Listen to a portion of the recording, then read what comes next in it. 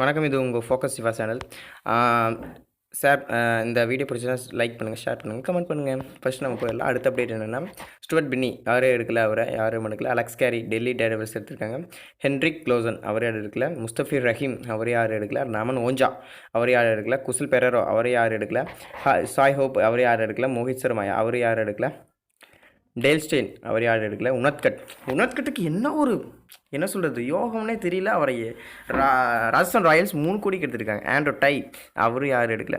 குல்டர் Nile இதுக்கு தாங்க சிஎஸ்கேக்கு மும்பைக்கு சரியான போட்டியில் மும்பை 8 கோடிக்கு எடுத்திருக்காங்க. டிம் சவுதி அவர் யாரும் எடுக்கல. காட்ரல் பஞ்சாப் 8.5 கோடிக்கு எடுத்திருக்காங்க. அதுக்கப்புறம் சாவ்லா எனக்கு ஒன்றும் புரியல. சென்னையில் எத்தனை ஸ்பின்னர் இருக்காங்க? 5-6 ஸ்பின்னர் இருக்காங்க. மறுபடியும் எதுக்கு சாவலாவை மறுபடியும் சிஎஸ்கே எடுத்தாங்கன்னு தெரியல. அதுவும் 6.25 கோடிக்கு எடுத்திருக்காங்க. அது என்னன்னு தெரியல. இப்போ இருக்கிறது 3 கோடி என்னமோ. மும்பைக்கும் சிஎஸ்கேக்கும் அவ்வளோதான் இருக்குது. சோதி அவரே எடுக்கல. ஆடம் ஜாம்பா அவரே யாரும் எடுக்கல. என்னன்னு தெரியல, அவரே யாரும் எடுக்கல. அடுத்த ரவுண்டில் எடுப்பாங்கன்னு நினைக்கிறேன்.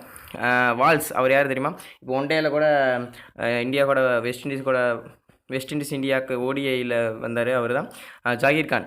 நம்ம ஜாகிர் கான் இல்லைங்க, ஆப்கானிஸ்தானில் இருக்கிறவங்க. இந்த அப்டேட் இப்போதைக்கு அடுத்த அப்டேட்டை அப்புறமேல் பார்ப்போம். ஷேர் பண்ணுங்கள். பாய்.